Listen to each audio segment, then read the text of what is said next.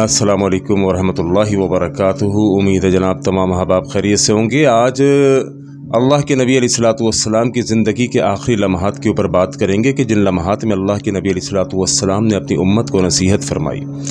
अल्लाह के नबी सल्लल्लाहु अलैहि वसल्लम ने अपनी उम्मत को वसीयत फरमाई। वसीयत और नसीहत एक आम इंसान की भी बहुत काबिल अहम हुआ करती है, चाहे कि अल्लाह के नबी अलैहिस्सलातु वस्सलाम की नसीहत और वसीयत वो भी बिल्कुल आखिरी दिनों के अंदर।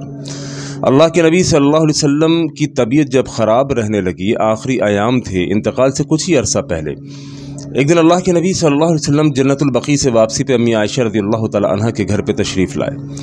उस दिन अम्मी आयशा रज़ियल्लाहु ताला अन्हा सर को पकड़ी हुई थी और सर को पकड़ के अल्लाह के नबी सल्लल्लाहु अलैहि वसल्लम को कह रही थी कि अल्लाह के नबी मेरे सर में बहुत दर्द है। नबी अलैहिस्सलातु वस्सलाम ने फरमाया, आयशा ऐसा ना कहो, बल्कि मेरे सर में भी बहुत दर्द है। अम्मी आयशा रज़ियल्लाहु ताला अन्हा फरमाती हैं, बस ये सर का दर्द नबी अलैहिस्सलातु वस्सलाम की बीमारी की इब्तिदा था। यानी अल्लाह के नबी सल्लल्लाहु अलैहि वसल्लम की जो बीमारी थी उसकी इब्तिदा सर के दर्द से हुई थी।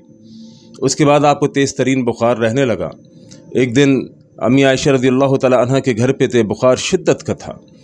नबी अलैहिस्सलातु वस्सलाम के ऊपर एक कैफियत तारी थी और आप कभी चादर अपने ऊपर लेते, कभी चादर को हटा देते। इस बीच में अल्लाह के नबी सल्लल्लाहु अलैहि वसल्लम ने एक बद्दुआ फरमाई। नबी जो बद्दुआ नहीं दिया करते थे, यानी ताइफ के मैदान में आपको पत्थर मारे गए, आपने बद्दुआ नहीं दी। आपके बारे में लोगों ने प्रोपेगेंडा किया, आपको तकलीफ़ दिया, आपने कभी किसी के लिए बद्दुआ नहीं की।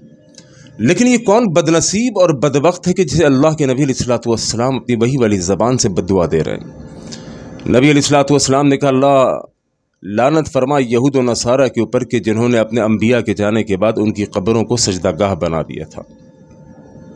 यानी आप सोचिए, कब्रों पर सजदा करने वालों को अल्लाह के नबी अलैहिस्सलातु वस्सलाम बद्दुआ फरमा रहे हैं। आज मुसलमान कलमा भी मोहम्मद का पढ़ता है सल्लल्लाहु अलैहि वसल्लम और जाके कब्रों के ऊपर अपनी जाबीन न्यास को भी झुकाता है और जनाब कब्रों पर सजदा भी करता है, कब्र वालों से मांगता भी है। हाल ही ने क्या खूब नक्शा खींचा है ऐसे लोगों का।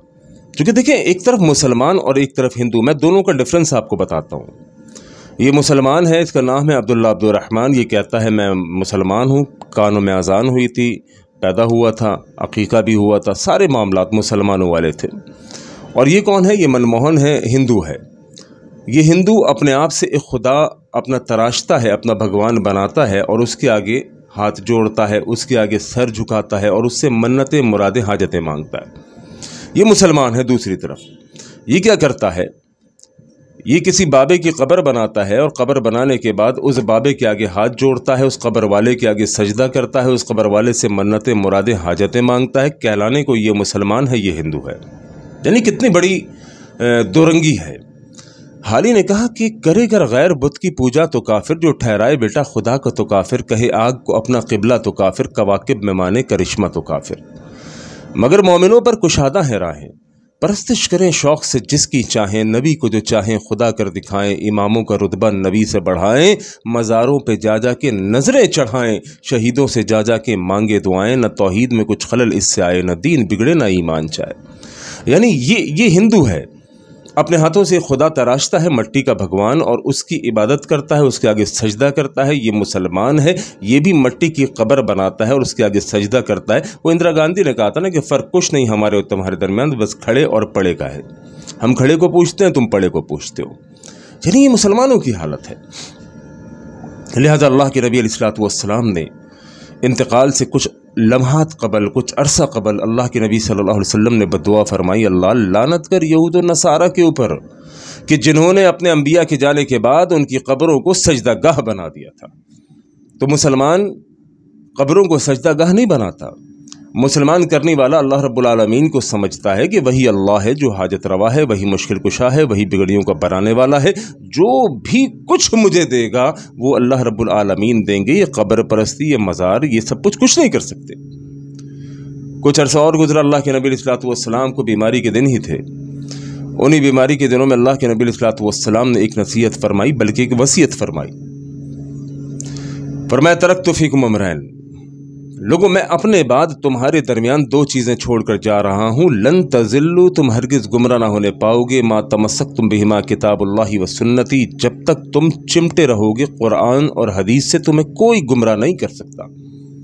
یعنی دو چیزیں ہیں کامیابی کا معیار، جن کے اوپر اللہ کے نبی صلی اللہ علیہ وسلم نے گارنٹی دی ہے، لوگوں کتاب و سنت کو تھامے رہو گے تمہیں کوئی گمراہ نہیں کر پائے گا۔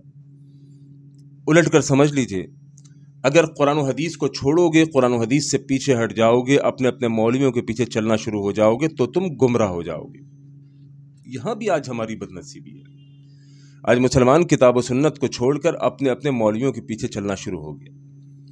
مولوی کہتا ہے یہ کام کر لو، یہ ثواب، یہ کام کر لو، یہ ثواب۔ کوئی پوچھنے والا نہیں کہ مولوی صاحب ثواب کا پیمانہ کیا ہے، یعنی یہ کام ثواب ہے، یہ آپ کو کس نے بتایا؟ ربیع الاول کا جشن منانا ثواب ہے، جلوس نکالنا ثواب ہے، اس کے اوپر برتھ ڈے کا کیک کاٹنا ثواب ہے، اس کے اوپر چراغاں کرنا ثواب ہے، جھنڈے لگانا ثواب ہے، جھنڈیاں لگانا ثواب ہے، بریانی زردے یہ مٹھائیاں تقسیم کرنا ثواب ہے، اس کے اوپر جناب علی روڈوں پر جلوس اور مظاہرہ کرنا ثواب۔ آپ کو کس نے بتایا؟ یعنی دین تو کامل اور مکمل ہے نا۔